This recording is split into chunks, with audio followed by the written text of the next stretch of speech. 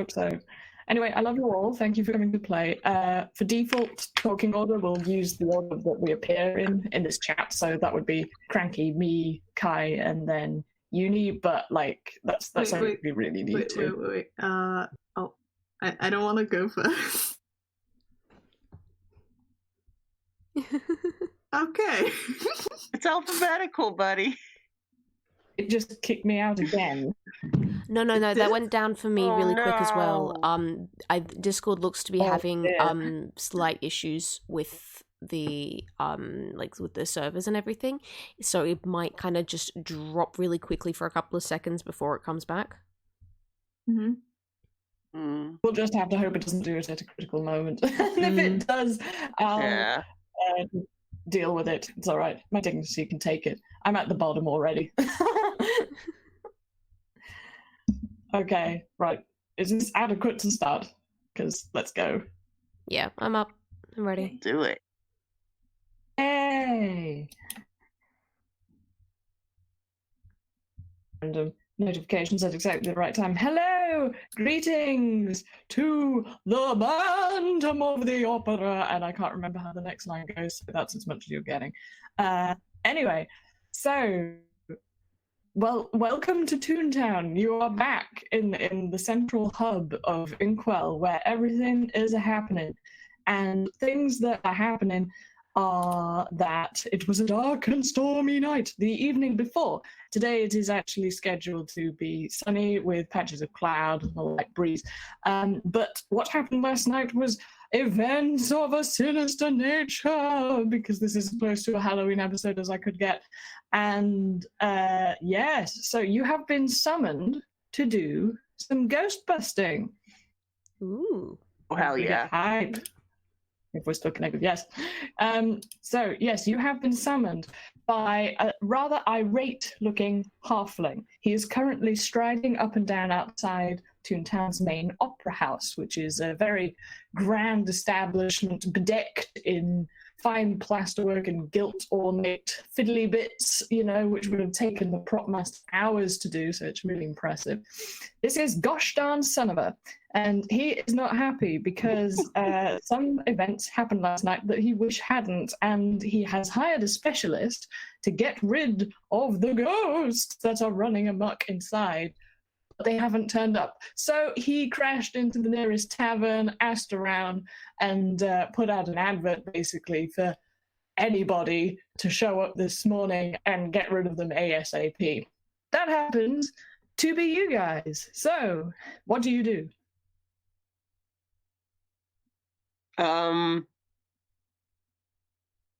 Be real. Fred might just start running inside because this sounds awesome. Kuriki is very much a skeptic when it comes to ghosts. Yes, they are aware that Toon, they are a Toon. Toon ghosts are real, they're a thing, but also still absolutely a skeptic. And it's just going, okay, there's probably someone just running amok in there. Fine, let's go poke around, and kind of edges their way in. As for Colin, ghost or no ghost, he wants to get to the bottom of this. So he strolls on in. So yeah, Mr. Sonova is watching for anybody to turn up. He's looking at his pocket watch as well and keeps looking down the street, hoping that the specialist that he's hired was actually going to turn up. But seeing as nobody else is around and you guys seem to be pretty eager, he follows you into the main lobby.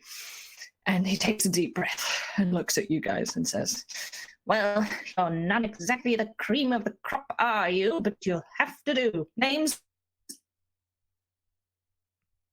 Your names? Anybody? Cranky. You, tall girl. Oh, yeah. Oh. Sorry. Oh, hey, so.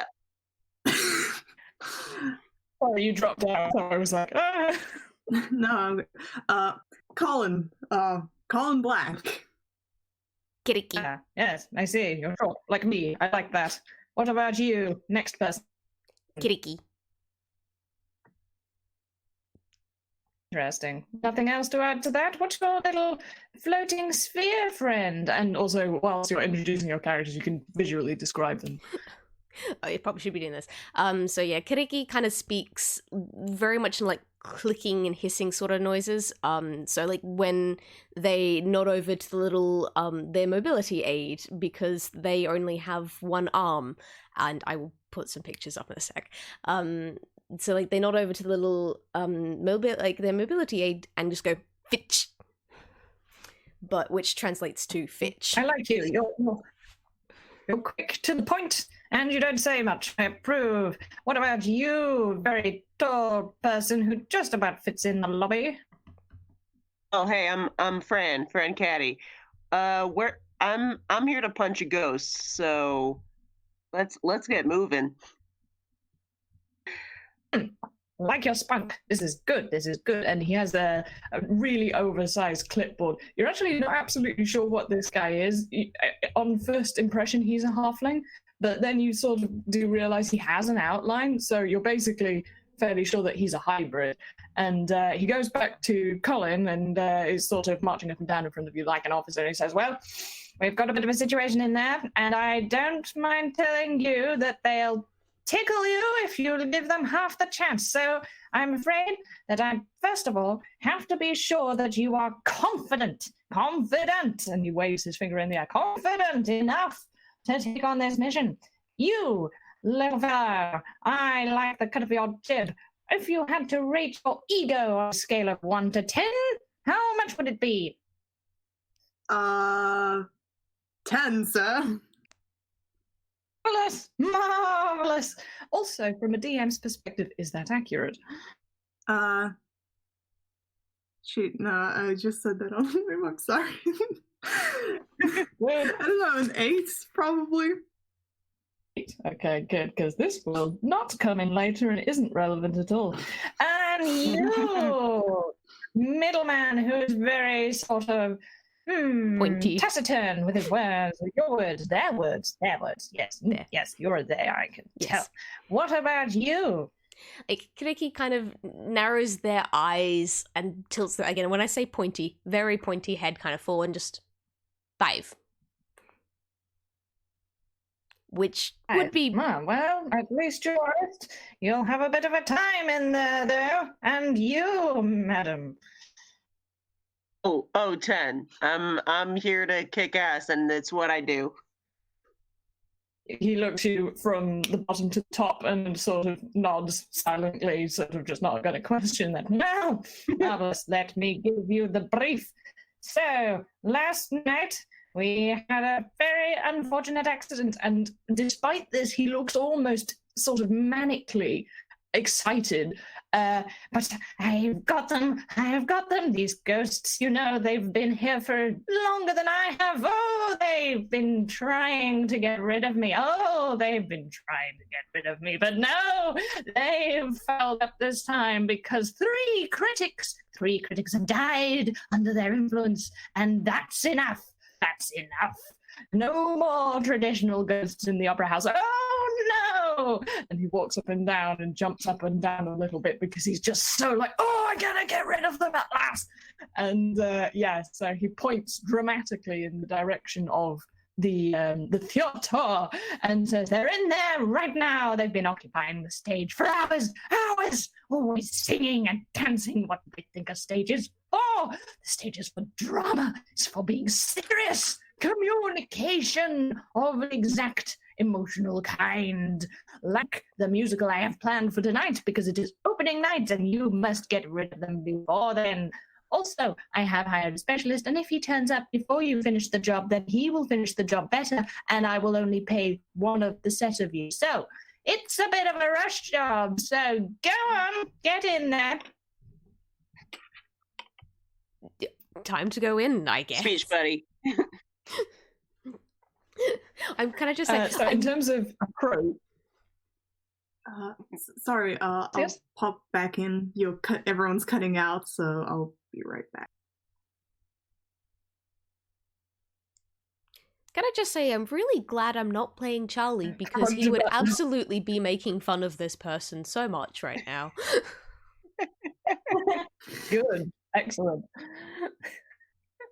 So did much of that get lost? I wasn't checking the connection. I know I it heard came all through of it. fine for me. I didn't Okay, hear right, any well. of it. Oh, Oh no! Ah, I went full ham as well. Okay, well basically there are sorry. ghosts in the theatre. No, you can't help that. It's Discord. Damn you, Discord! And we don't mean the Tiger and the Pony cartoon this time. But basically, there are ghosts in the theatre. He wants rid of them, and they have killed 3 critics whose bodies are still in the theatre because everybody was too scared and disrupted to get rid of them, is the reasoning. So there are quite a few ways to get into the theatre. There's the main entrance that you're in now, which will lead into the stalls, the main circle, and the gods, which is the very, very high up one. Crappy seats, you can't see shit, and the sound is distorted. There's also a couple of balconies, but there are also 2 stage entrances, so you can go around the side and appear backstage on the stage, but you can't access the seats from there. Mm-hmm. Okay. When he was saying, so like he was saying that like all the ghosts were like on the stage for the most part, or everywhere. They're on the stage. Okay. In fact, if you listen closely, you can hear sort of raucous singing and orchestra music. Time to go to the stage then. yeah. Okay. Unless anyone has any objection, it's just gonna be like, all right, let's just go straight in. Yeah.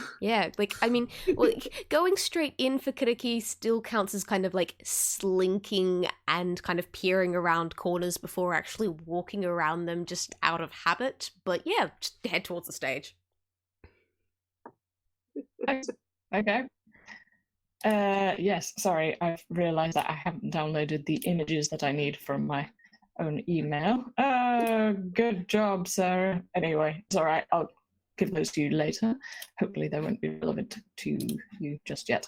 So yes, okay, so you're entering the stage from backstage, right? Mm-hmm. Sure, yeah. Okay, you do the sneaky sneak. You follow a couple of winding corridors, you go past some dressing rooms, that's the word. Again, this place is old. It's like one of the oldest buildings in Toontown, and it looks happy with the fact because the plaster is crumbling and the gold flake is flaking and the velvet is a little bit hard worn, but it kind of suits it. Like if it was brand new, it wouldn't feel like an opera house. This feels like an opera house. It's very nice. There's pretty dust motes. There's cracks in the windows. There's a mouse sort of scurrying past reading the next script for the next play and sort of muttering darkly to itself like it doesn't make much of this. And yes, you come out in the eaves, in the wings of the stage. And running perception, anybody, like everybody. Okay. Yes. This is a game. What's my perception? Ah. Nope. Second. Wisdom. That's 2, I believe. Oh, nice. Nice. Excellent. Okay, so Fran, you got a 6. So this fits though because you're into carpentry, I happen to know. So you're just really interested in how this place was made. You're fascinated, like, because this is some peak carving going on here. Really nice work, and you're like trying to figure out what kind of wood it is. But fortunately, the other 2 have got this in the bag with their roles, especially our investigator, Colin the Crow detective. So I can sort of envision him getting out his binoculars, which is completely unnecessary because you're like on the stage, basically. But because you rolled so good, I'm going to say you see all this without any noise being made, because that's a 20, dude. Even if it's unnatural, there's a 20. That's really good. Mm-hmm. So yeah, there's a big, broad stage, and upon it is apparently a wild, tossing sea. Like, this looks like real water. It's not like a stage set. And there's a boat which is tipping up and down madly, and it is occupied by 4 ghosts, all of whom have red noses, but they're of differing heights. The 2 that look like twins, there's one short one, there's one fat one. And farther off on the crest of this ship, on the figurehead, which is a sort of cartoonish looking ram, is the most voluptuous, gorgeous looking ghost you have ever seen. She is an enormous Warner-kind bantam, and she is dressed as a Valkyrie. She has teeny tiny golden wings on her back. She's got the horn, she's got the gold breastplate, she's got the trident, and they are all having a marvelous time. Also, from where you're sitting, you can, or standing because of that role, you can also see the orchestra pit, which is in the front, and it does have instruments in it, but it doesn't have anyone playing them, which is funny because they are being played, and there is music happening, and the ghost at the top of this ship is singing. It's always fun at the opera. There's ballet music and high drama. Step out of the wings to swagger and sing and make all your spine shiver. It doesn't matter that we are ghosts. Our merry melodies are the most. The point of the song, the show must go on as long as we are the hosts. The point of the song, the show must go on as long as we are the hosts. And the last line is reiterated by this chorus of bouncing ghosts who are swinging up and down and jumping madly, and they have not noticed you. They are just having the best time. Mm-hmm. I love you including more and more music in your campaigns. It's amazing. Great. Trying. Also, sorry if I'm really shaky today because I didn't have time to do any warm-ups. No, it's fine. It's delightful. Fortunately, she does sing like, oh, so it's very wobbly, like she's loud, and this is partly why they haven't noticed you because of that 20 roll. Okay.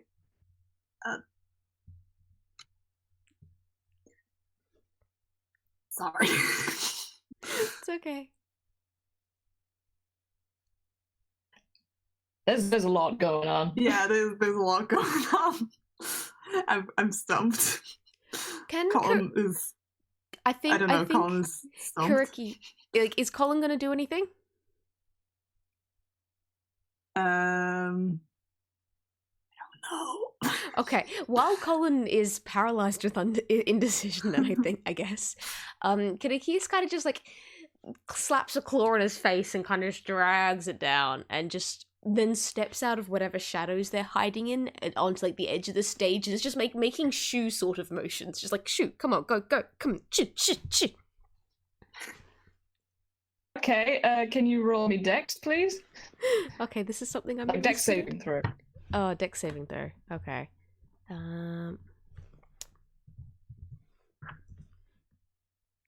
Please be enough. Well, it kind of works. So you remember I mentioned there's a roiling sea on this stage, and it really is a sea. It sweeps you up into it, and you're sort of bobbing about, and Fitch is kind of like hovering above you like, what is this? And it is spectral, but it's real enough to take you bobbing about off your feet. Oh dear. And because it has swept you up and is part of the ghost, effectively, they notice you, and one of the red-nosed ghosts says, "It appears that we have company, and I don't mean our own, you see, so let's give them all a hearty cheer and encourage them to disappear." Roll initiative, everybody. Kiriki is not sensible. I do apologize. It's perfect. You appreciate it. I wrote lines for every possibility of how that went. This was the simplest. So that was good. Thank you. Why did I roll a 20 on my initiative? Oh, I need to roll for Fitch. What's Fitch's initiative? It's just one moment. I swear to God, I think that my like dice were misaligned if it weren't all like done digitally. Okay, so I may need all your brain cells to help me with what order we end up in, because there's a lot of us here. Okay, well, Kiriki one has a 23, so that's gotta be first. Okay, Kiriki, and then... This is always the part which is fun listening material. I can edit this out if we want, or you can edit this out if you want. Someone can edit this out if they want. Okay, and it's a ghost, and then it's 15. 1 sec. Oh, it's 15 Fitch. Yeah, 15 is Fitch. Then we have...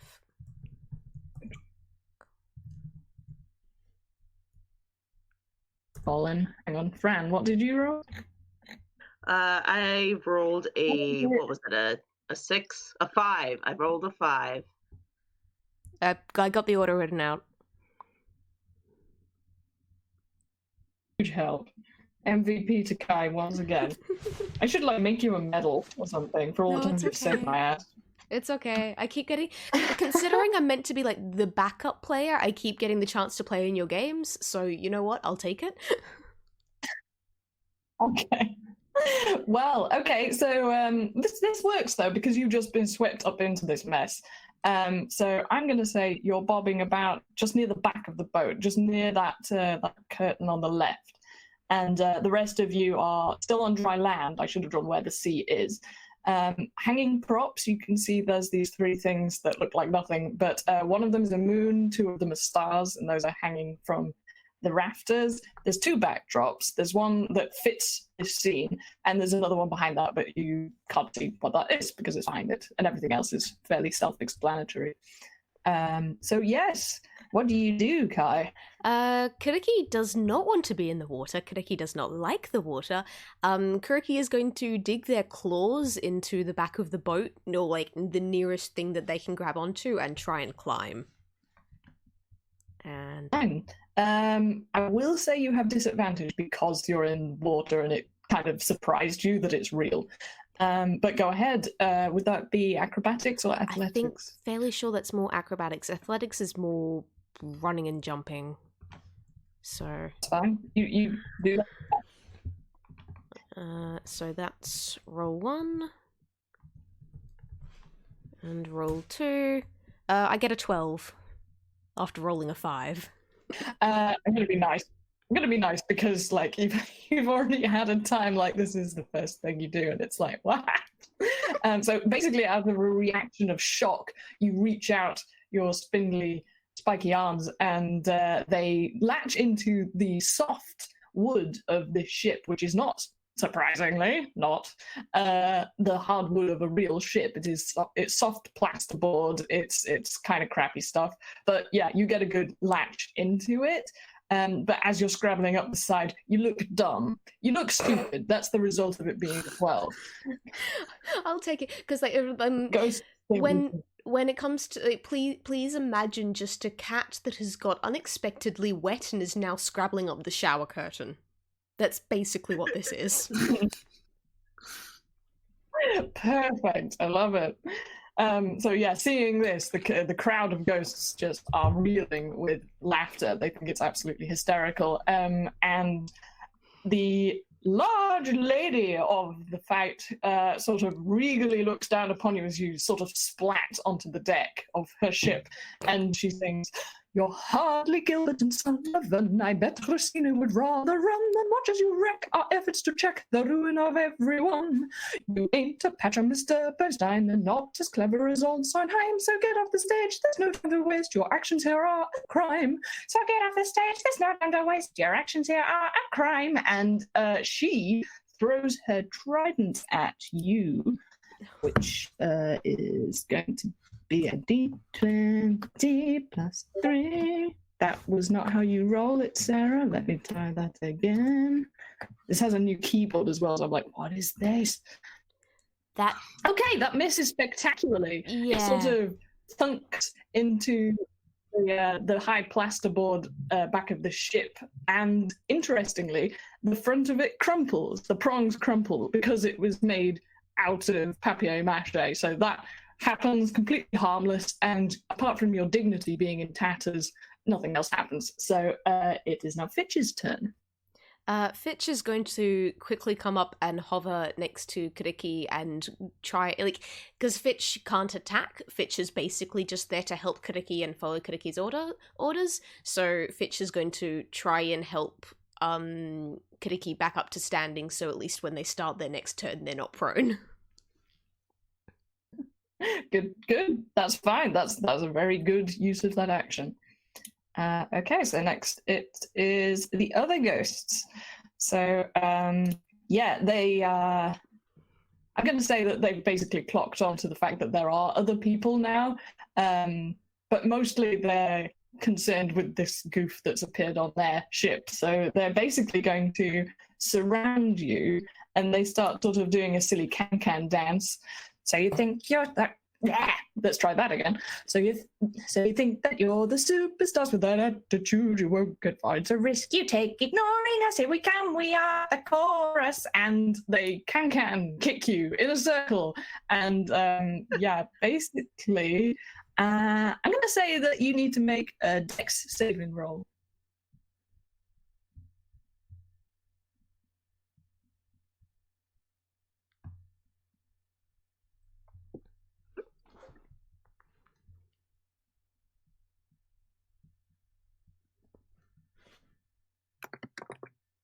Writing up stuff for Cranky because the Discord is really mean to them. Yeah, sometimes it's fine, but then it cuts out almost completely. I think you might have something. So yeah, Kai. I think you might have something going on with your internet, Cranky. Yeah, that's probably it. It like cut out completely. Yes, not yesterday, but like a couple days back. So I'm worried that might happen again. Oh dear. Oh, sorry. So are they? Anyway, were they? Yeah, Kai. So, oh, sorry. They're attacking Cookie. Sorry, I thought you said they were attacking the other people. Oh, okay. Shit. No, you're the only one on the ship, so everybody else is fine. But they have surrounded you, so all four of them are can kicking you with their ghostly big goofy feet. Yeah, I'm making a dex saving. Yeah, no problem. Yeah, dex saving. I'm not getting very good rolls at the moment. Not bad.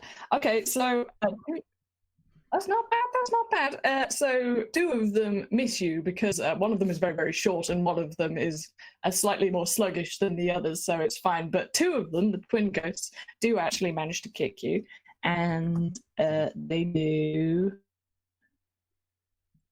Okay, I've never rolled one of these before. It's much more satisfying. You D3. They do 5. They do 5 damage, and as you may have observed, this isn't very much, but guess what? These are ghosts, so their legs go straight through you. The other result of it, however, is you get ectoplasmed, so you are now humiliated and slimy. This is amazing because Kaneki is like this, like the serious and dour character, and has been humiliated and covered in slime. And we're already like 5 minutes into this. This is amazing. Fantastic. In fact, because things are going so badly for you, Kiriki, I'm going to say that you've lost ego point for that. So you're now down to 4 ego points. How many did they start with? 5.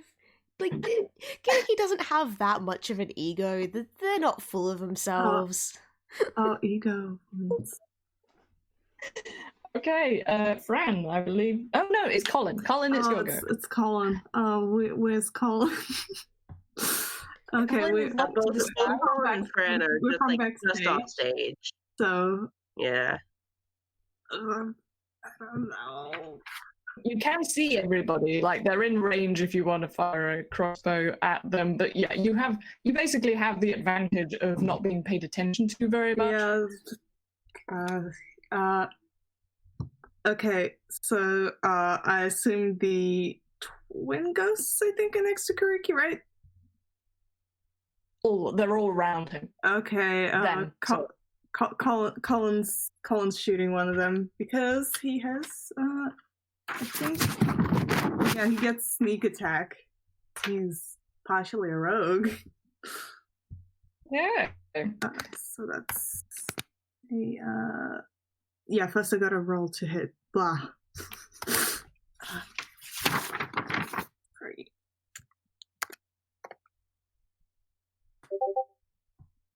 Wait, that's not right. Oh, how unfortunate! That would have been amazing. Sorry, we thought that was a 20 for us. That's still a pretty amazing roll. Still pretty good. So that yeah, you get him. That's you get him. 1d8 plus 4 plus 1d6 extra damage.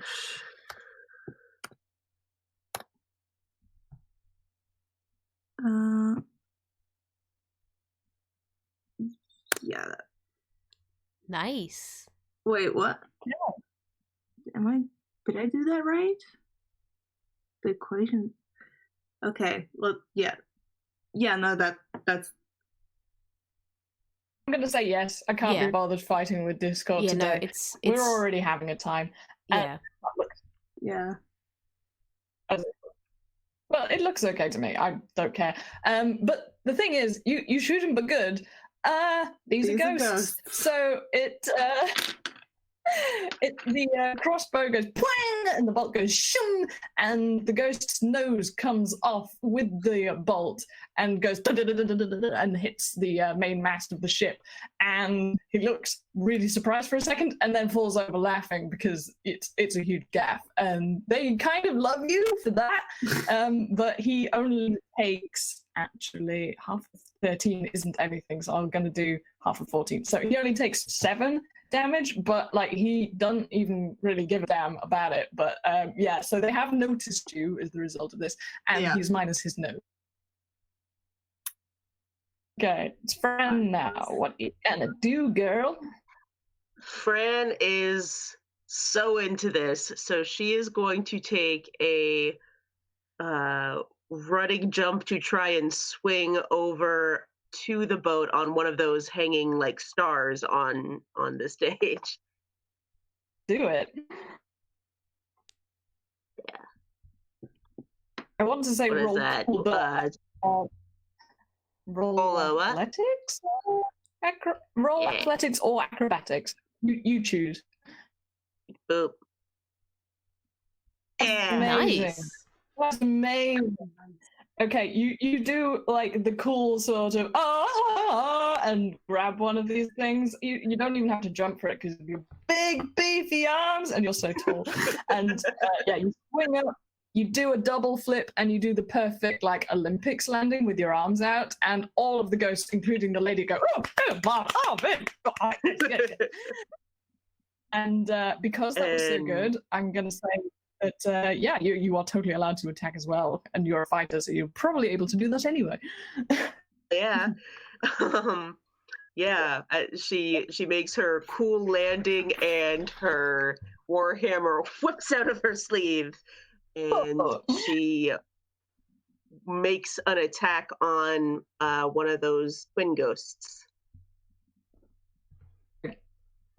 I'm gonna say like the one that's closest to you is the Bantam of the opera, so she's standing the closest to you.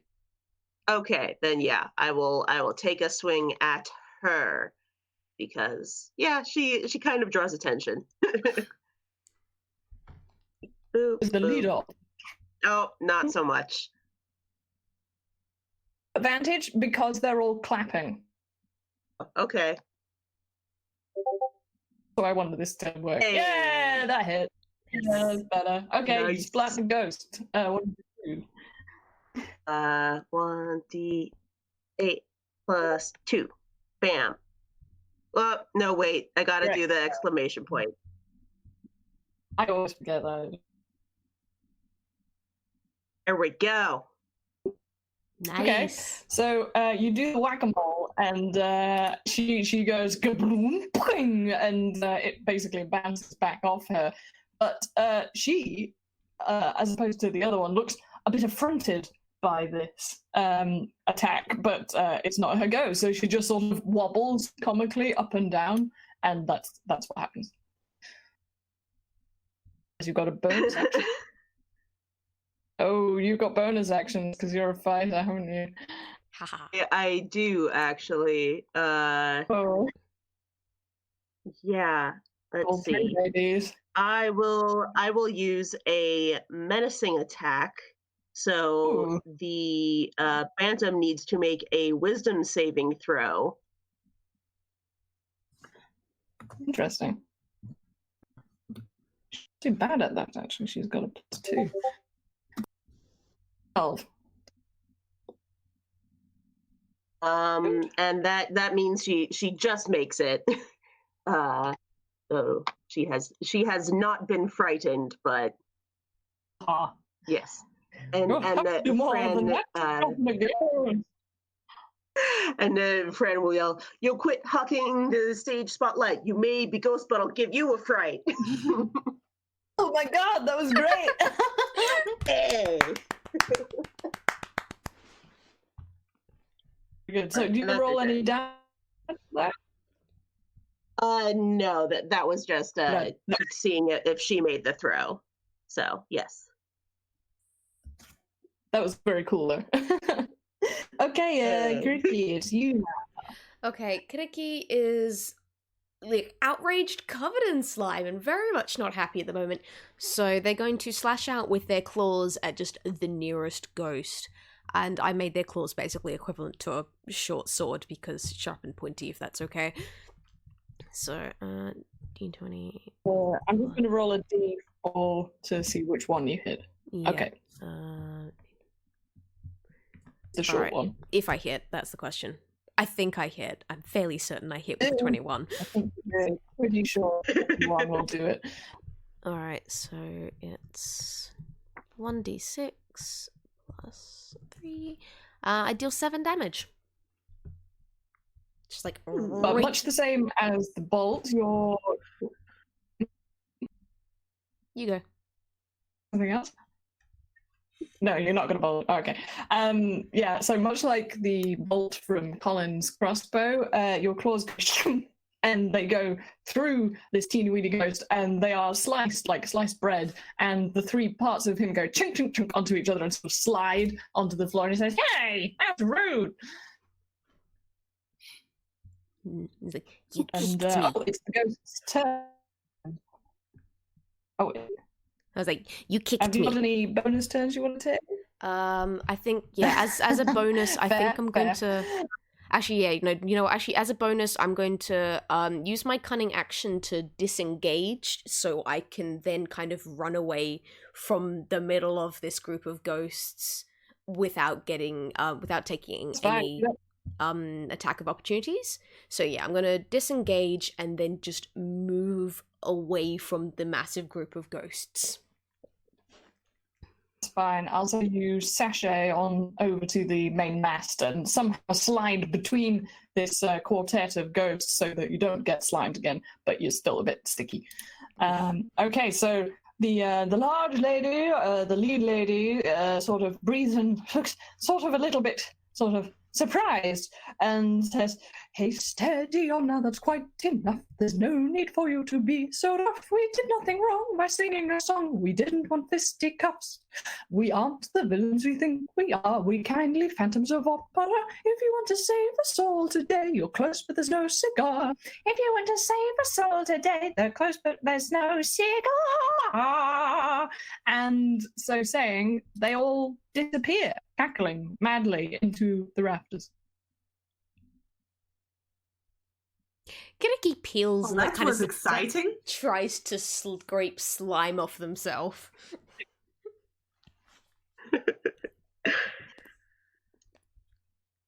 Well, that was interesting.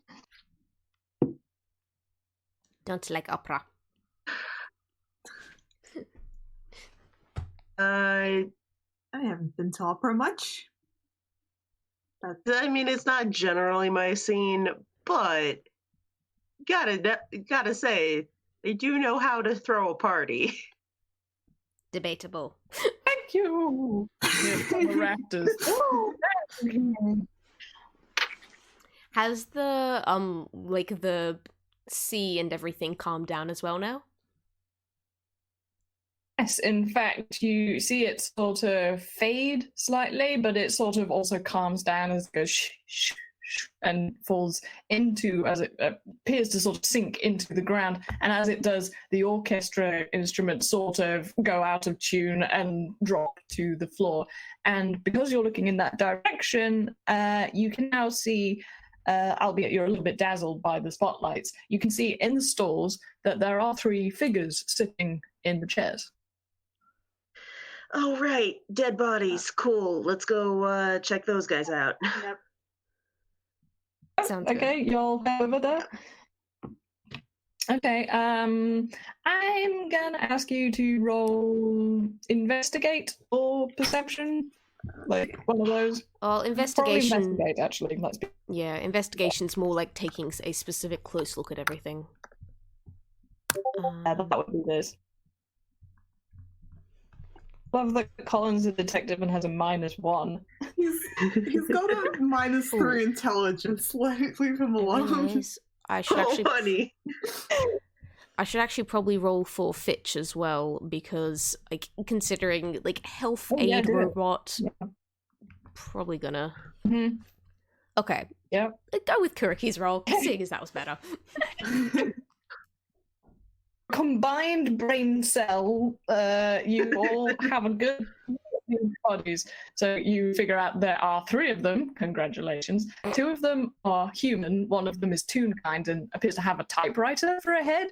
But even though there's no discernible organic form, with his tongue sticking out from between the keys, you can tell even so that this is a dead toon, which is really quite sad, actually, now that I say that out loud. Yeah, they're all collapsed and stiff, and so they've been here for a couple of hours. We can't particularly tell what the cause of death was, however. But Kiriki is good because you find something odd about this, because you had the best roll and you've been slimed. None of these bodies have any sign of ectoplasm on them. Kiriki pokes one, but like Kiriki kind of just like pokes the toon's arm, because it's really weird to see an actually dead toon. Swings in a slightly exaggerated way. There's some nice overlap there, but it's lifeless. It is lifeless. Does the typewriter toon have any paper? Now you're thinking. Okay, because you did a smart, I'm going to say, and especially because you're a detective, you see that there is nothing on the paper, but you can tell that paper has been removed from the typewriter. Mm-hmm. Oh. So the guy who hired us did this, right? We can all agree on that. If not him, then expert. Uh-huh. Like putting quotation marks around that word. Probably those didn't know. It's yeah. They're tunes. They know their genre work. But Fran, how loudly do you make that accusation on the manager's part? Oh, she says at full volume. Like she has no reason to like be like, we're here to beat someone up. If it's the guy who pays us, so be it. You hear that echo around the circle and the upper circle a couple of times, like the manager, and because of this, you get a visitor. So behind you, there is a ghostly apparition, and it is the Bantam of the opera. She has come to see you, and she looks rather proudly at you, and she's especially impressed with you, Fran, because you're one of the few people who is as tall as she is. So, there's a sort of immediate camaraderie that sort of happened even though you whacked her with a hammer. And she says, well, I didn't think you would catch on so quickly. Oh yeah, I'm like super brilliant. Kiriki just gives you the side eye. Like, you were definitely correct when you said at the beginning that you had 10 ego, but they're not going to say that out loud, but they're thinking it. I mean, you could say it out loud. She would not deny it.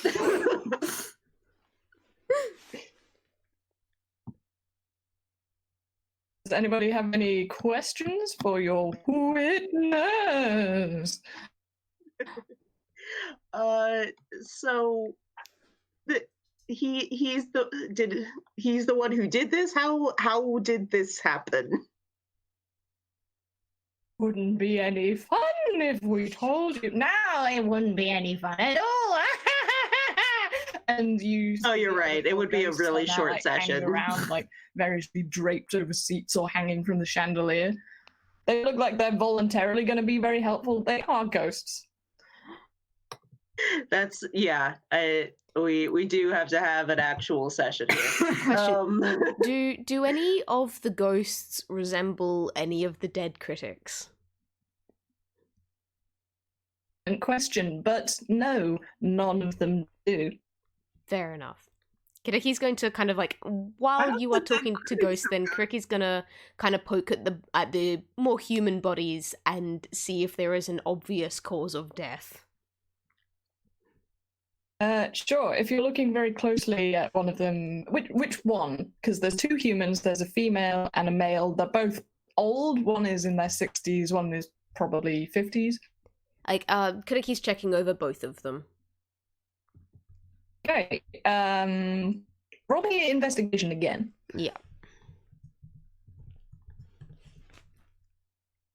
Nice. Excellent. Okay, so usually when bodies have been stiff this long, they go under rigor mortis and you get this kind of fake smile.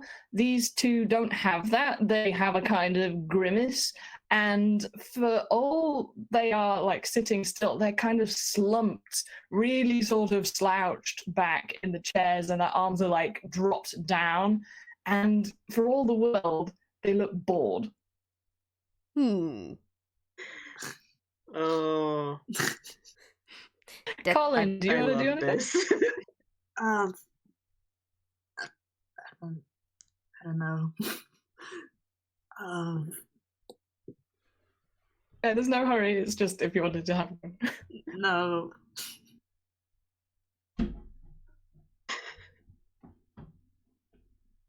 How about you, Fran? What do you do? So, Fran is going to ask the ghosts. So how long have you guys been here? You were here before this happened, right? Yeah, we've been here for years, lads, haven't we? Oh yes.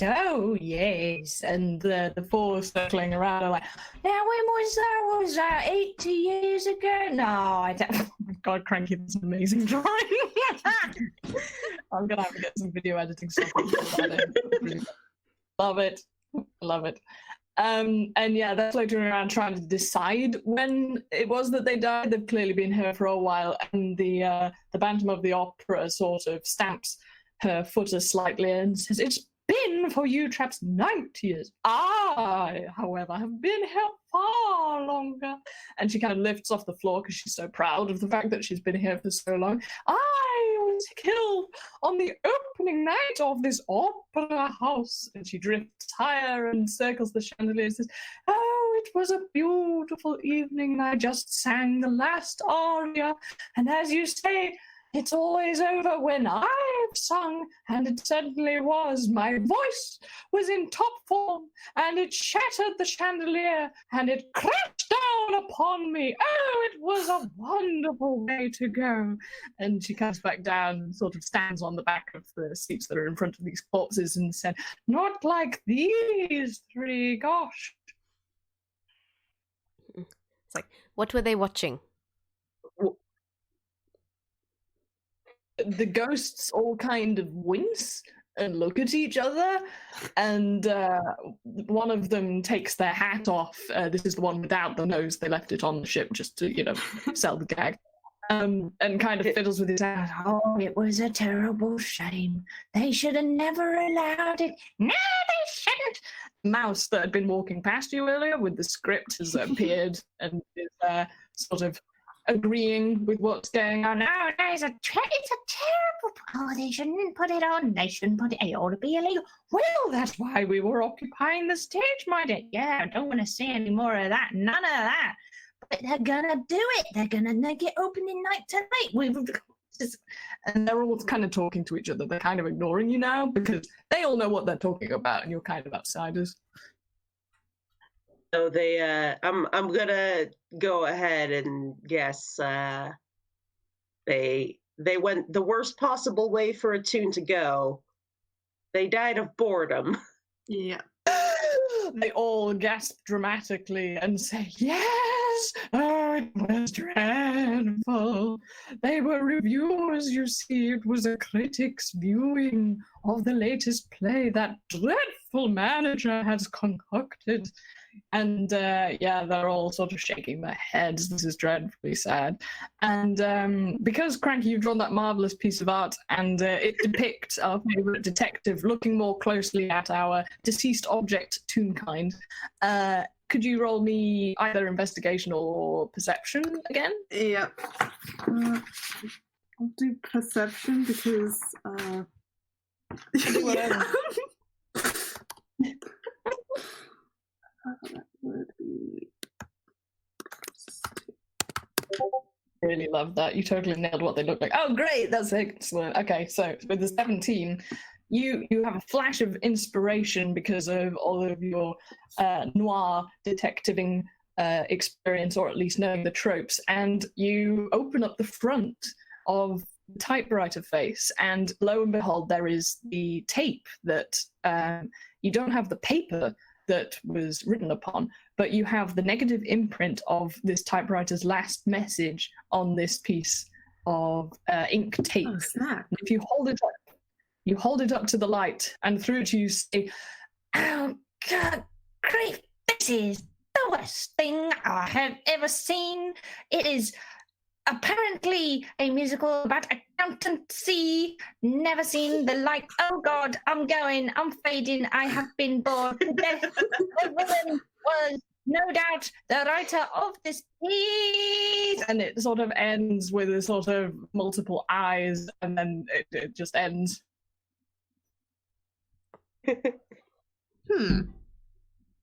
Is the mouse still there?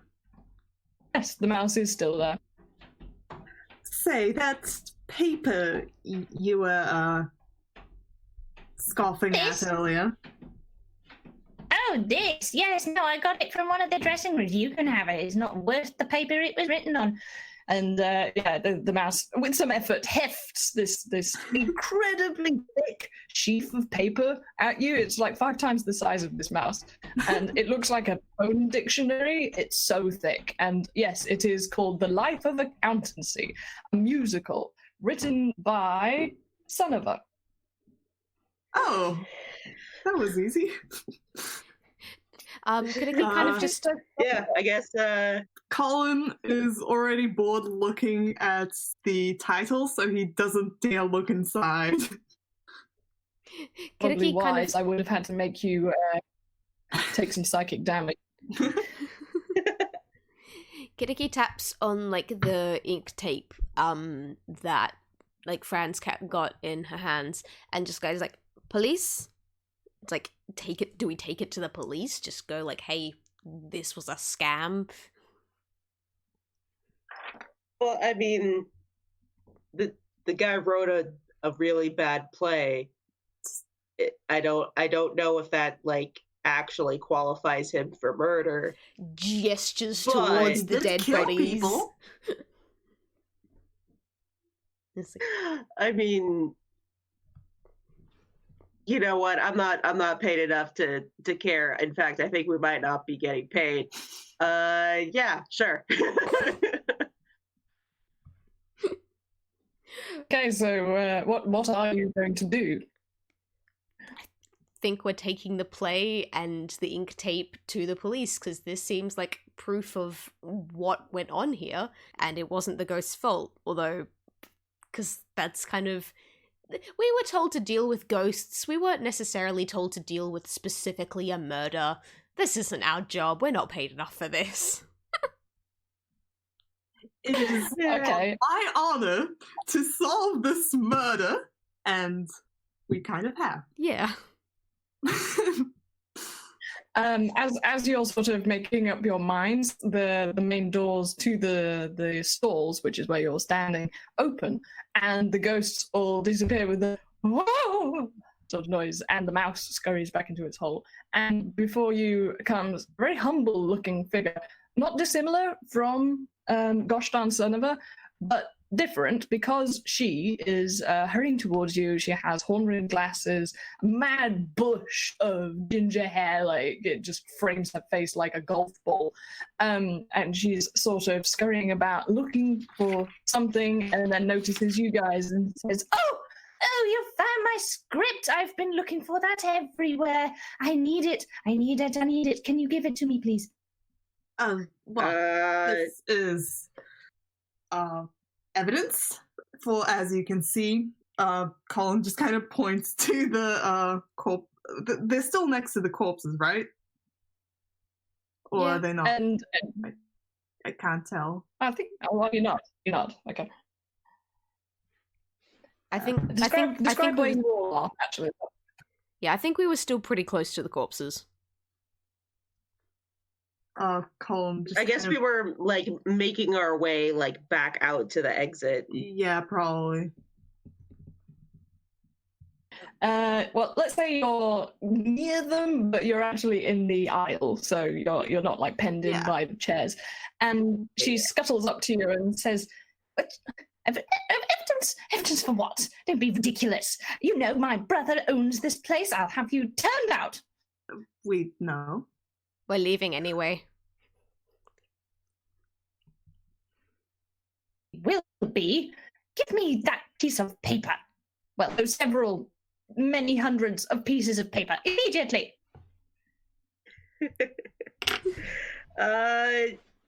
No.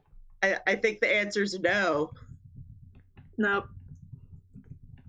Are you sure about that? And a hand taps you on the back of your shoulder, Fran, and you turn around and see all three of the critics have stood up. Oh. And they don't look particularly healthy. They're certainly not alive. And there is a sort of faint purple aura surrounding them, and the double doors that had opened to admit the entrance of Heck of a son of a, who is the young lady in front of you, who is the writer of this magnificent piece, sort of scowls at you and says darkly, You give me that script and say nothing more about this, and nobody gets hurt. They got hurt is the thing, though. So Yeah. yeah, I water under the bridge, except dead bodies are in the water. So no. gross. Kaneki's just kind of like she's hissing at the obvious necromancy going on here. Make an insight check, all of you. Okay. Yes, my greatest skill. Insight. Oh, Goodness, you got it though. Nice. hey. Wait, which one is? Oh no. That's really good. Yeah. Oh, there we go. The bottom You're- one is mine. Yep. Yeah. Colin and Fran particularly get this, but Kariki, you got all the evidence. And so, yes, you deduce that the death of these critics was perhaps a test to see whether this play would succeed. And as a necromancer, what's more useful than an entire orchestra house full of bodies that have died? And so this necromancer, heck of a son of a, is definitely has written this piece on purpose to kill masses of people by boredom in a way that, is hard to prove, and therefore basically acquire an army. It's time to roll initiative. Oh Can I no. just, Oh yeah. while everyone's preparing for a fight and this realization is happening, like Kaneki just stares at them and goes like, "Cemeteries exist."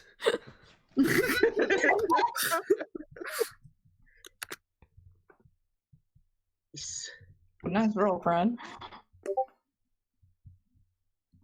Can you help me keep track of these? That would be super helpful because, no, it's going to be a straight 20 for those guys, isn't it?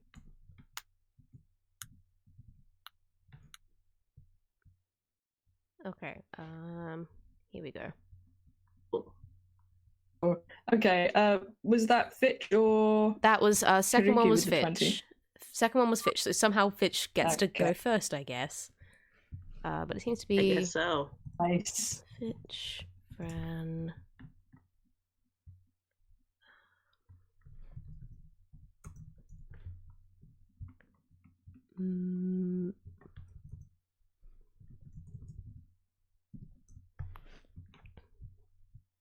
Sorry, I'm just typing up everyone's roles. That's really, really helpful. I'm trying to write it down, but it will be most welcome. Yeah, I was like There in we the go. mode of like, you know what, this could be a weapon of mass murder, but I'm just gonna give them an assumption that it's just wait, a I missed bad Colin. play and an accident. Where's But no, Colin? Miss Colin, I'm we sorry. got necromancy. I think. Oh wait, Mod only actually rolled Yes. twice. Wait, yes, no, Mod did roll 3 times. No, I missed Colin. I Wait. did. There's quite a lot of things I have to keep track of for this one. Okay, alright, sorry. In that case, Colin actually goes before. Colin goes here.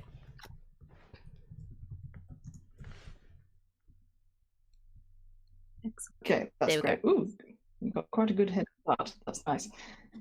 Okay, so basically the situation is that using the model that we had before, you're not too far off from the orchestra pit. You're in, let's say, the central aisle, because I made up an orchestra that has a central aisle in the stalls, which shouldn't exist and is an abomination. I apologize. So yeah, you're around there. The 3 zombos are in the second or third row back. Second row back. And yeah, they're all sort of groaning and lumbering about, but you can hear something else from somewhere else, but you don't know what that is yet. And you have the necromancer standing in front of you. Oh, lovely. Cool. But you're surrounded, like you have the zombies behind you and you have her in front of you. Okay, Fitch is first. Fitch is going to hold its action until it goes after Kiriki, so the actual updated order of things would be a little bit different. So, Fran, you're up first. Cool. Fran is going to use her hammer on the lady because she's a murderer. Stop. Yeah. Oh, yeah, that'll do. Yep. You hit her. You hit her very good. And again, this lady is a halfling, but appears to be toonkind as well. She's a half halfling, half toonkind. Hey. Like the animated Lord of the Rings, and you got that.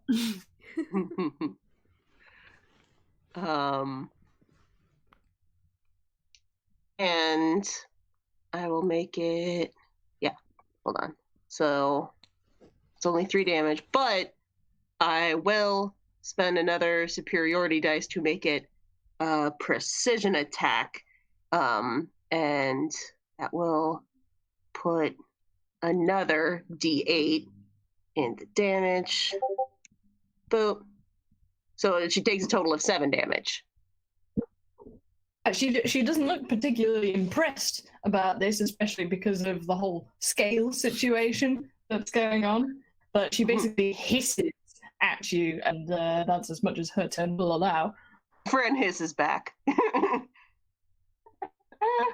Colin, it's your go. Colin,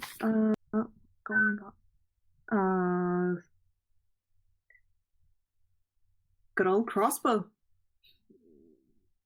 Can't go wrong with a crossbow. Well, you can, but let's hope you don't roll a 1.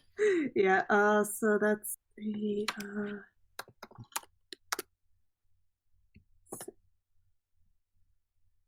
yeah. Why isn't that working? Yeah, that's an 11. That's below her AC, so you can't. That's a miss. Okay. Do you have a bonus action? I don't think I have a bonus action. Oh wait, no, as in like what to do for bonus action. I can. I can. Okay, no, that's an action. So no, nothing. Okay, never mind. Okay, so yeah, Colin swings around and goes kaping, but sorely overestimates where her head ought to be because, you know, for an average person it would be higher than that. But yeah, the bolt goes, and you hear from very far off, "Ow!" Sorry. Yeah, then it is my go. So yeah, the person that actually successfully attacked this person was you, Fran. So make a Constitution saving throw, no. please. Ugh. Okay. Boop. Boop. Beep. Ah. Uh-oh. Uh-oh. That's not good. You're Great. blind. Oh dear. You have That's been not blind. favorable. Yeah. So yeah, friend, you cannot see. At the end of your next turn, you can make a Constitution saving throw. But yeah, you can't see. You cannot see, and because that happened, she's actually also going to use something else, and she casts Spider Climb on herself, and goes scuttling away very rapidly up the side of one of the main pillars that supports the circle. So you now have a half spider creature scuttling around, looking incredibly disturbing. Does she still have Okay, and a spider creature with glasses on? yes, she does. Yes, yeah. So the next turn is one of the zombies, and because all that's been happening, I think they are closest to Kiriki. So they're going to take a swipe at you, buddy. Oh dear. That There's misses. 3 of them, though, so I have to do a couple of That them. hits. 1 misses. 1 of them hits. That misses. Okay, so you have the 2 human ones that go and they try and swipe you at the same time, and they basically clock each other in the face and they go and reel away. The toon kind, however, is slightly more on the ball and lunges forward and swipes at you with a disgusting dead hand and rolls. Oh heck, what is it? It's a d6 plus 2. Okay. Okay, so you get seven zombie damage. Ouch. And yes, oh my goodness, Cranky is cranking out the artwork so fast, it's unbelievable. So yeah, you've got a zombie swipe on you, which is that's not great. But that is all that happens. That is all that happens this time. Okay. And now it's Kiriki's go. Kiriki does not actually want to hurt the zombies because, like, they know that they're just corpses just being controlled.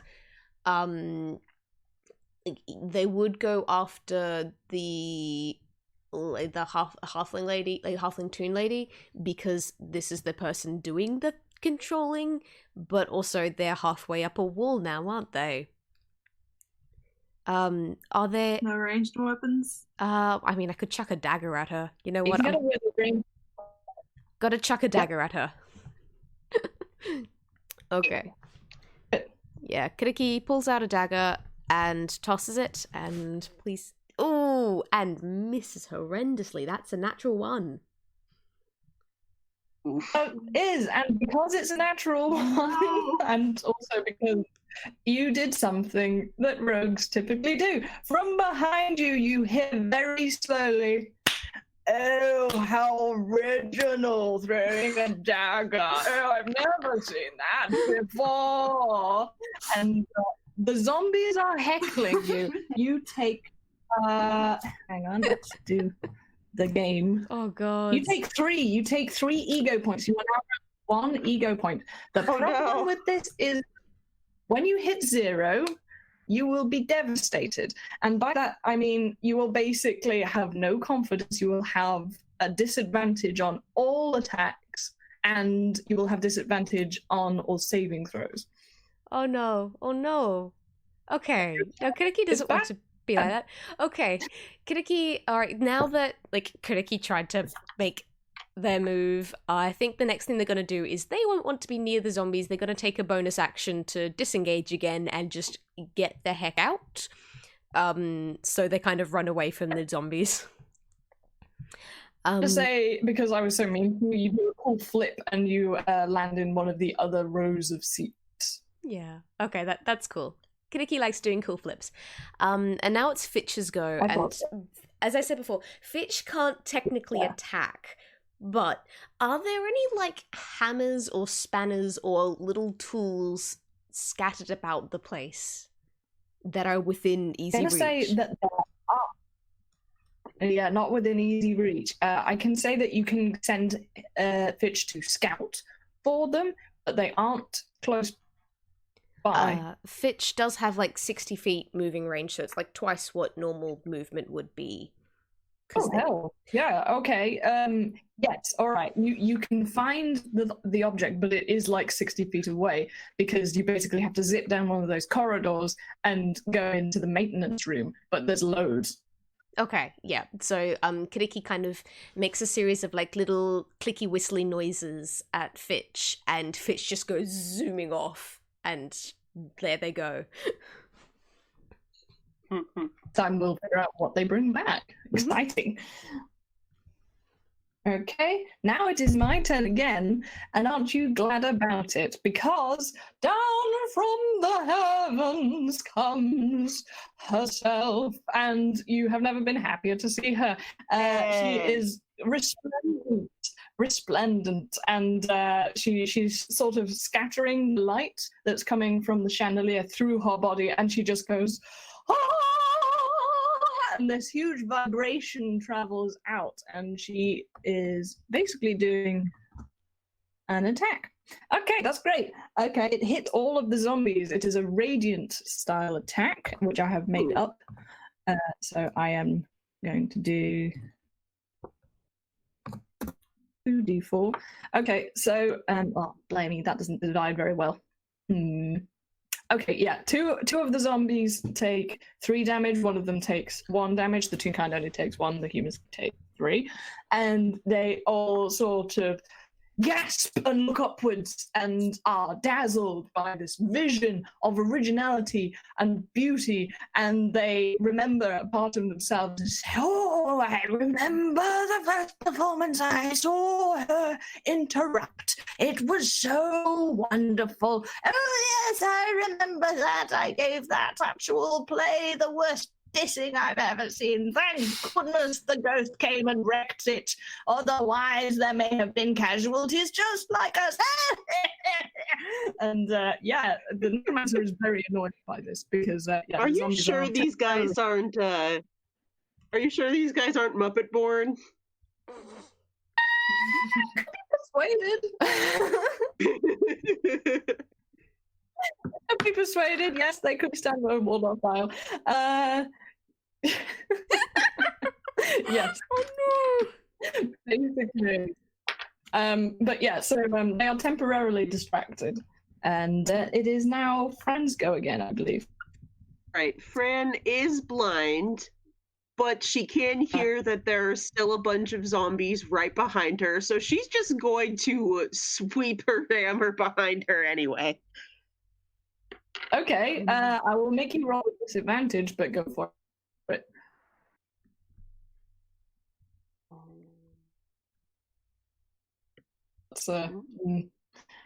Yeah. Even worse, yeah. No. That's fair. That's not gonna happen. Which is, yeah, unfortunate, but you do your best. You do your best, and the good part about this is because the zombies are distracted and you failed, they actually don't diss you for doing a conventional attack. So you don't get any ego points damaged. Okay, it's the end of your turn, so make a Constitution saving throw to see if you get over this blindness. Sorry. Too bad. Damn. Is it Colin? It's Colin's go. Yep. Yeah, crossbow. Crossbow time again.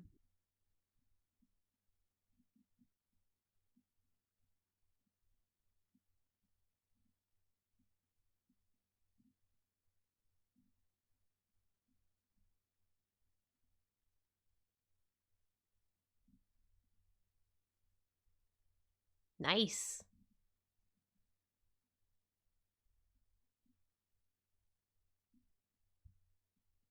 One.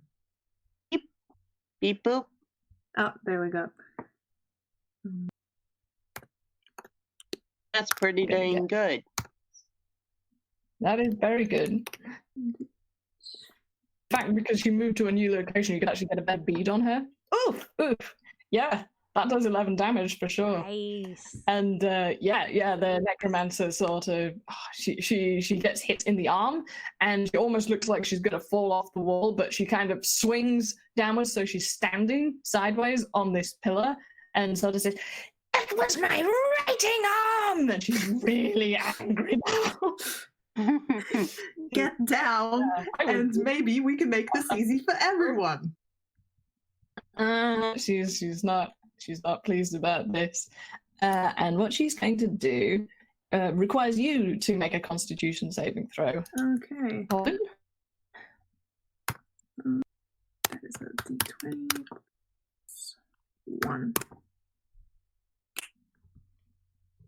You do make it. Okay. A black beam of enervating energy springs from her hand, the functioning one, but it misses because she's not left-handed, which is very good because if she had hit you, that was a ray of enfeeblement, and that can be kind of annoying. Oh, no. Oh yeah, Yeah, that but- can wreck you. Mm. Yeah, that's irritating as well. So that misses you, and now it is the zombies again. So I have to make a bunch of rolls. One of them has lumbered forward enough to take a swipe at Colin, so I'll do that one first. Ooh. Uh-oh. Yeah, that hits. Pretty sure that hits. That's a 20. So yeah, that's going to be... Colin, you take 3 damage, and as this typewriter headbutts you, basically, and leaves a bunch of key imprints in the back of your hat, which is rude. Very rude. Makes a wonderful clack, click, click, click, click, clack sound, and the paper that's being written is pulled out by its hand, and it passes it to you. Do you read the piece of paper? Yes. Unoriginal. Crossbows are so last year. 1 out of 5 stars. So You take 1d3. You take 2 ego points of damage, so you're all down to 6. Okay, and now I've got 2 more of these. One of them, I'm sorry to say, is going to go after Kiriki. Oh, Oh no. god, Oh, yeah, no. that hits. No. Oof. That's a d6. Oh my god, that's a big hit. Kiriki is That's a not looking 6. good. How you doing there, Kiriki? Kiriki is on 9 hit points. Okay. Okay. Noted. Apologies. Except It's not okay. because I'm evil, because I'm the DM. It's okay. It's my job, I'm sorry. Fortunately, they're still bedazzled, so they don't actually have anything witty to say to reduce your ego to nothing. Okay, good. The other one is going to have a go at you, Fran. Okay. They've basically lumbered out a bit more now. That's 12. That does not do it.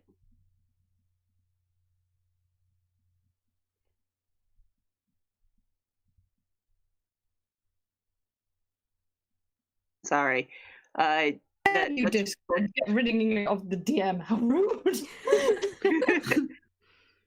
I'm back. I'm back. But So that misses, 12, yeah. a 12 does not hit. Okay, that's fine.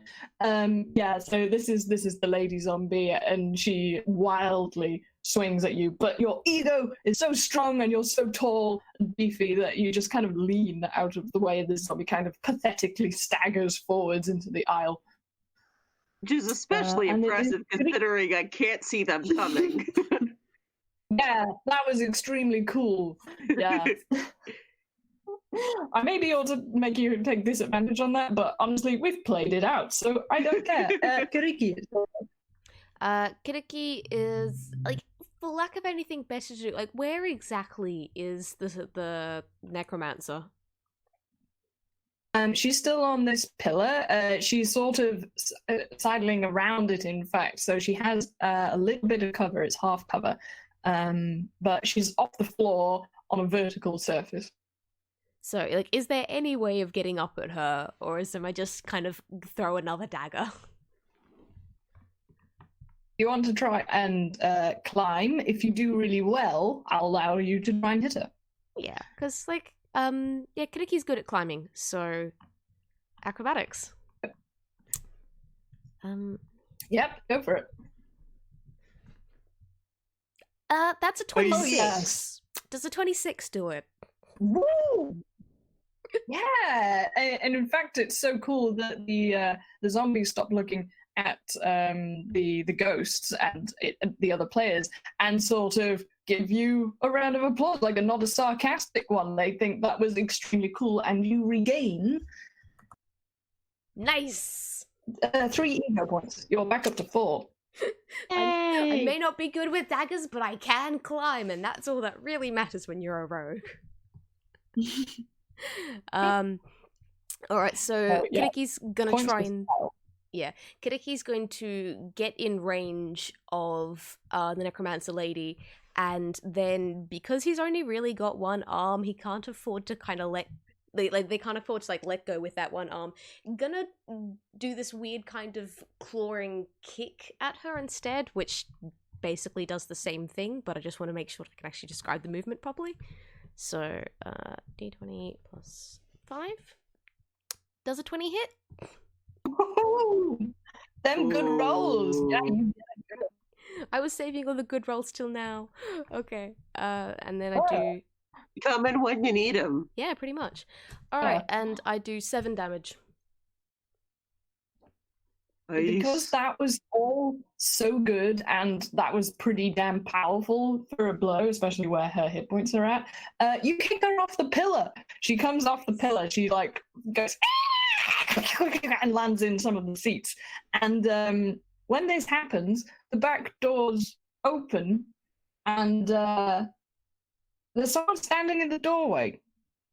And you can't really make out what kind of a person this is, because they are completely covered from head to toe in a black robe, and they have a big black hat with a wide circular rim and a mask that is pure ivory white with a big long beak and black glass lenses for eyes and a stitched, impassive mouth. This is the specialist. Oh dear. Oh. Looks like we're not This is getting the paid, plague guys. doctor. Yes, and perhaps worse, from behind him appears the original son of her. This is Goshan son of her, and he has just seen you kick his sister off a pillar. He has no context, but that just happened. So that's a bad situation for you. And yeah, he basically yells for this plague doctor to do something. However, it's not his go because it's the ghost's turn, and they all come and actually, sweep down. it's actually Fitch's go. It's Fitch's turn. Okay, ignore that roll. Fitch, what are you doing? Fitch is go so Fitch has gone dashed out the back and fetched like a hammer or a spanner or some sort of tool that's kind of heavy enough that it was going to make a difference, but not so heavy that Fitch can't easily carry it. And it's gonna drop the tool on the necromancer lady's head.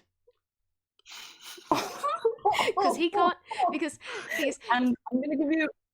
Yeah, because the thing is, like, again, Fitch can't make actual attack rolls. Fitch has no weapons. Fitch can still pick things up and drop them from a height. So this works. Yeah. That's really good. I love it. Okay, I'm gonna give you advantage because she is prone. Okay.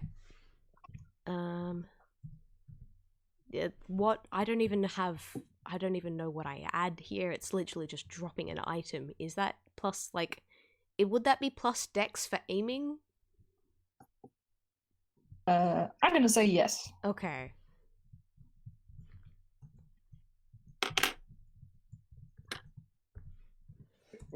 You don't even need the next roll, really, but yeah. you can.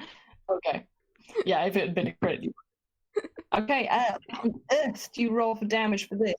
How about 1d4? I don't know. That seems a bit stingy. Roll 1d6. Sorry, d6.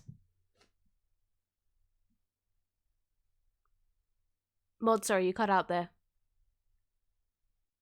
1d6. 1d6? Okay. Oh, of course. Oh. I was trying to be generous. That's a 1. But it does make a comical punk. And again, you sort of hear this, ow! You still don't know who did the original ow. Oh my gosh. Cranky. Poor Colin. This is amazing. Oh, believable. I love Colin's little face. Injury. Yeah. He's so good. I love him. We're all in the Colin fan club. Seriously, if someone made a plushie, I would buy that. Honestly. Shipping from New Zealand. Okay. Back to the drama. So not only has this brother just seen you kick his sister off the wall into the floor, he has now just seen your pet robot drop a spanner onto her while she was lying on the floor. So yeah, he's annoyed and makes an ostentatious amount of screaming to direct this ominous plague doctor towards you, who does take a step inwards. But the ghosts form a picket line, basically, and this is to see how effective that is against this ominous. Oh my goodness, that's exactly the same roll as I made last time. Clearly, it's supposed to be 11. So that's not great, and this is a plague doctor, so he brings out a whip and just cracks it across all of them, and some kind of radiant light comes off it and basically disperses the ghosts. They don't look like they're being destroyed, but they basically are scattered into particles, and this plague doctor keeps walking towards you. Fran, it's your go. I'm afraid you're still blind. I am still blind, but I have heard the brother son of a come in and start shouting, so she shouts out, "Yo, dude, did you know your sister's a necromancer?" The brother doesn't do anything. If you could see him close up, his eyes kind of got a little bit wider and looked to the side. What happens is the plague doctor stops and turns around and looks at Sonova and says, "Is this true?" And Sonova looks kind of sheepish and kicks his heel. He says, "What my sister does is none of my affair. None of my affair. That's nothing to do with me." But, sir, isn't she the author of tonight's play? I suppose I should actually confirm this before I... No, well, it's a coincidence. It's a coincidence. Exactly the same name. You know, it happens. It's a really common surname, Sonova. And she came looking for it.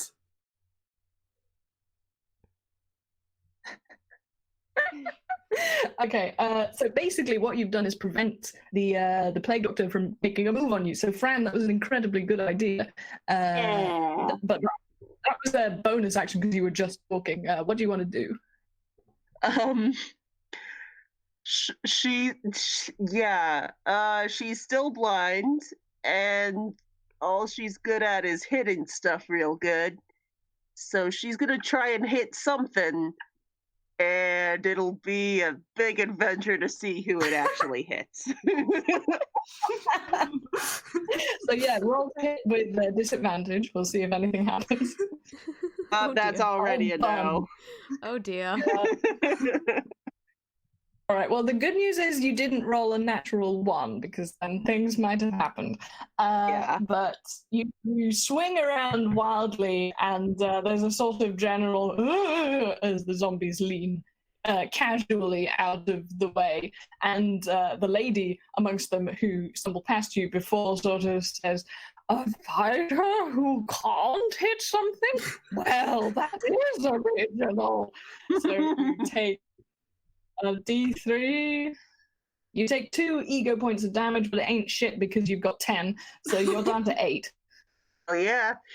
And I realized I've actually been rolling the wrong number for my con throw, so maybe this will go better. Oh no! Okay. Well, yeah, Nice. oh, you don't. Damn. Okay. Apparently, this insult stung you so badly it got rid of the blindness because you shake it off like, and yeah, you're back. You're back, baby. Yeah. What up?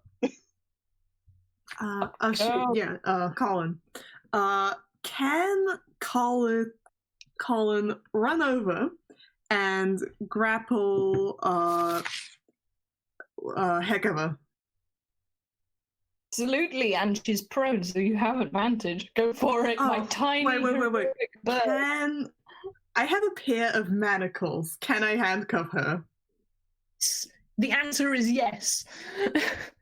He does Do that. it. Cuff them. Do it. Actually, I'm not even going to make you roll for that because she's prone, and this is an item that I believe you have expertise in. So yeah, you dunk over onto her. I don't know why I said dunk. It's just a really good verb. Don't hate me.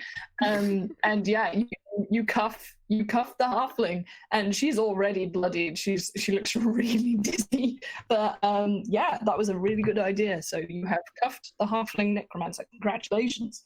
And it was going to be her go next, but because of that, and she's already injured, she can't make a move. It is, however, the zombies go. So one of them is near to Fran. It's going to hit. Yeah, that will hit. Okay. Yeah. So again, the lady zombie sort of lumbers over and sort of gives you a comically over strong slap on the back, saying, "Oh, I haven't laughed this hard since. Well, I don't think I ever have, actually." So, this was basically a consolation for how badly you just did, but it actually hurts your feelings. So you take 4 psychic damage or whatever the equivalent of that is, emotional trauma. One of them is out of range, actually, because Kiriki is actually still on the pillar. It's cool. Yeah, but the other one is going to try and take a go at Colin. Oh dear, Colin, I'm sorry. Typewriter friend has caught up with you and sort of looks at you. And that's weird because it doesn't have any eyes. And if anything, that's the most disconcerting thing about this, because you're just stared at by this eyeless critic that is dead. And a short amount of typing happens, and he rips off the piece of paper and hands it to you. Of course, Colin reads it. Concept was there, but the execution lacking. Oh, Colin. Verbal puns hurt you very bad. So yeah, you take hit points, and I think that's probably worth some ego points as well. If Discord's going to let me roll some dice. Oh, you take 3. Down 3 ego to 3 ego. Yeah, down to 3. And yeah, so next is Kiriki, who's looking cool, hanging about on that pillar. Okay, so we've got I think Kiriki's going to jump down from the pillar and kind of go and try and use some sleight of hand. He wants to kind of sorry, let me word this. Kiriki knows that magic users tend to need some sort of magical focus in order for them to actually cast spells. And for like, if this spell is still ongoing, maybe try taking the magical focus away from the spellcaster. So they are going to basically just rummage through Hecava's pockets until they find something. Brother. Sorry? This is gonna have repercussions. So, what do I roll for this? Do I just roll sleight of hand? Yeah, sure, that'll do. Yeah. I think it's like sleight of hand if you're like specifically pickpocketing. Yeah. Wouldn't it be like investigation? Yeah, I think this would be more like an investigation. Yeah. Okay, investigation then. Investigation. Okay, that's actually higher than my sleight of hand, so I'm not complaining. Hey. We did you a favor. All right. Yeah, okay. You rummage about this halfling through her pockets in front of her brother, and you don't find We anything. did just Then- make our intention pretty clear already, yes. Yeah. Oh yeah, totally. But yeah, you give her a good old search, and my voice is still connected, I hope. Yes, it is. Sorry, the bar went down to red. That's always worrying. Yeah, all good. But you don't actually find anything in the pockets on her person, and then you have a stroke of inspiration, and you pull her horn-rimmed glasses off, and she goes, "No!"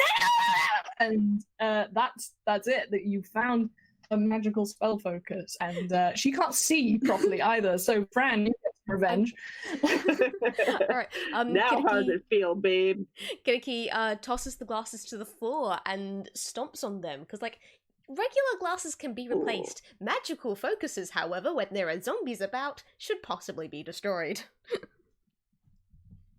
Okay, when you do that, all of the zombies go, "Oh, thank God," and fall over.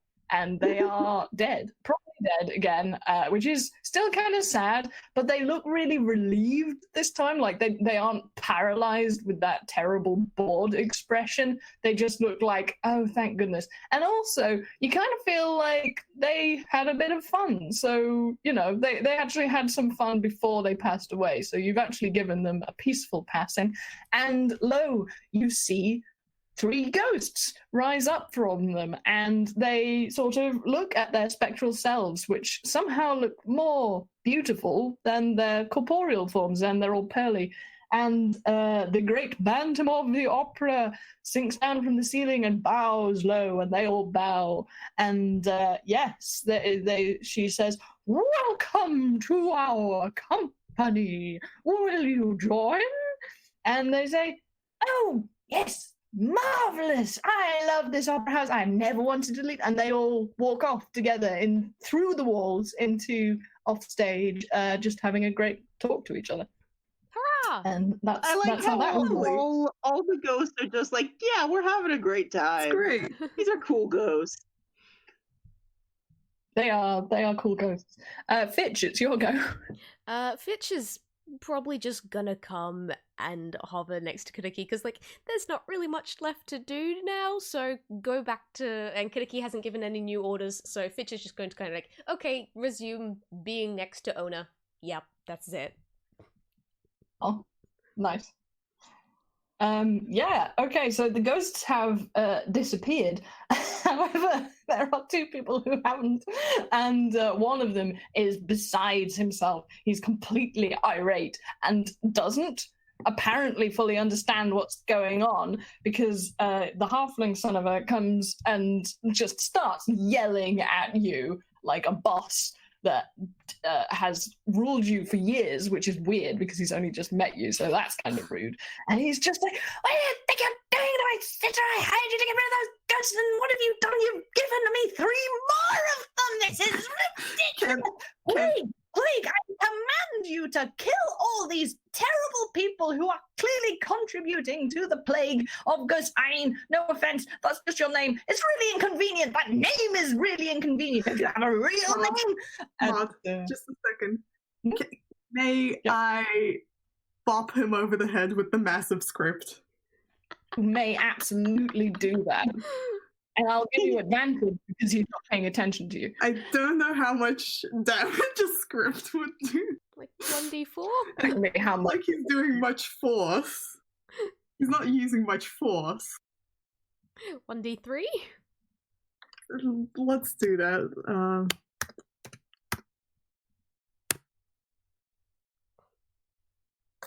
Oh well. Yeah. I'm gonna say it's more than that. Like, because have you ever picked up a bone dictionary? Because that's what this is. It's a big ass book. So I'm gonna say that's 2. Because I do, and I'm God in this game, so the power has gone to my mind. But I just love the idea so much. So yeah, Colin, you drop that tome upon the halfling's head, and he says, "I don't think that was necessary," and falls over flat on his face because he's not a fighter person and is not designed for this. And you've basically concussed this halfling. And with that, apparently the fight is over, but you are still left face to face with this extremely tall, impassive creature that's covered in this black outfit with a whip, and you assume some other badass stuff that you haven't yet witnessed. What do you do? So we good? It turns its face to look at you, Fran, and looks at the halflings and looks at the zombies who are now not zombies and pulls off the mask and the hat. And what is beneath is someone who looks incredibly like you, Colin. It is just a giant white rook. And they look almost exactly the same with or without the hat on. And he says, "Oh, I'm so glad. You know I hate violence so much." Yeah, glad to take care of it for you, my dude. But you know, I feel like there's something not quite right because this is... Oh dear, what are we supposed to do? It was opening night. I had front row seats. And from the eave, you hear some clattering. And from the direction in which you heard so long ago that bolt disappear and someone say, "Ow!" someone comes out, rubbing their posterior. And they're surrounded by a troupe of actors. And they are sort of looking madly glad and happy and wide awake, but they look like they've been like awake for days. It's like the kind of, you've seen it in students, like we've been working for deadlines and we're as good as zombies. Make an insight roll.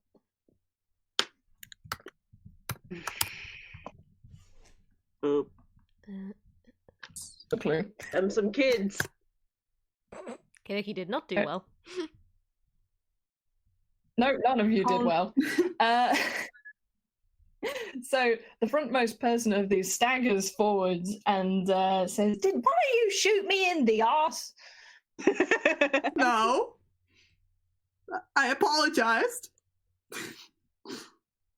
Well, that confirms. Well, anyway, I suppose I should thank you because that actually woke me up. We've been under some kind of control. We was supposed to be doing this terrible play, and we basically said, "Nah, mate," and all the people behind him nodding and say, "Oh, it was the worst play I've ever read. I nearly died reading it, never mind being in it."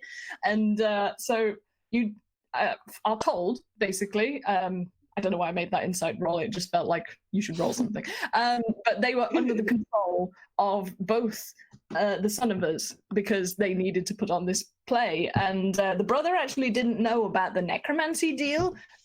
He was just trying to get his sister into the showbiz because, she needed a job.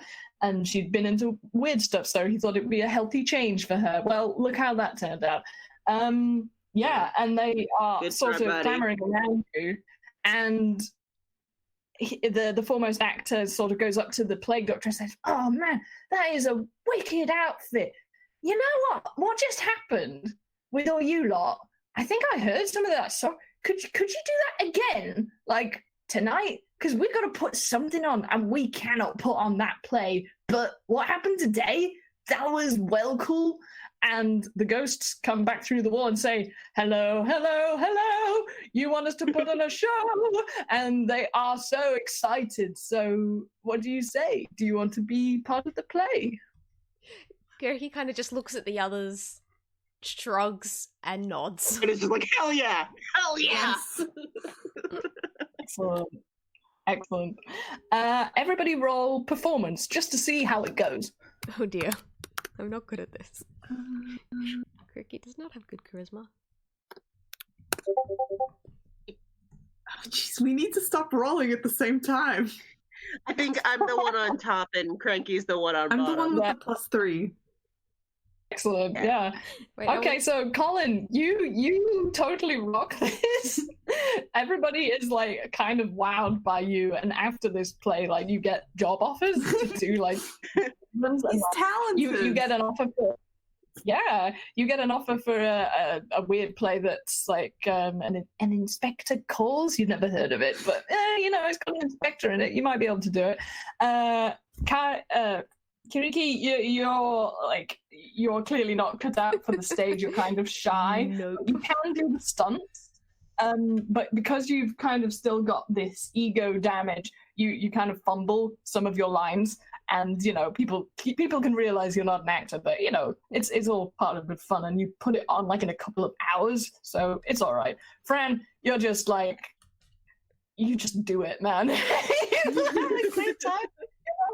You're not the best actor, but you have such heart and you do it with such conviction and confidence that everybody gives you you all get a huge round of applause afterwards, and the play is a success. You can't put it on again because it was a sort of one night only thing, but the reviews are great, and they were ghost written by 3 extremely eminent past critics. So yeah, you have recovered all your ego points. You receive, because you did pretty good, you get 50 gold as payment. So that's just for taking part in the play. And you also, because you made friends with the ghosts, the Bantam of the Opera leads you into the attics behind the stage and bequeaths you with whatever you would like out of her own personal costume chest.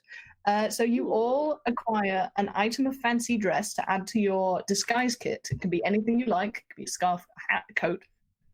And it gives you a +2 to performance, but only when you're wearing it. There you go. That was my Bantam of the Opera riddle, which you have solved. Congratulations. That was delightful. Yay. That was It was delightful. great. I love that. Oh, also, I forgot to add, but the plague doctor got to play the bad guy in the play, so he had a good time as well. Amazing. Hell yeah. Spooky. Yay, happy Halloween! And thank you for playing on such short notice, because I really thought I wasn't going to be able to run one until November, so this was nice. This was so much fun. Hooray! Thank you so was. much. Yeah. Okay. Thank you, and I'm gonna stop recording now. But that was great, and yeah, I'll let you know when I'm gonna do another game. Thank you, everybody. Thank you. Yay.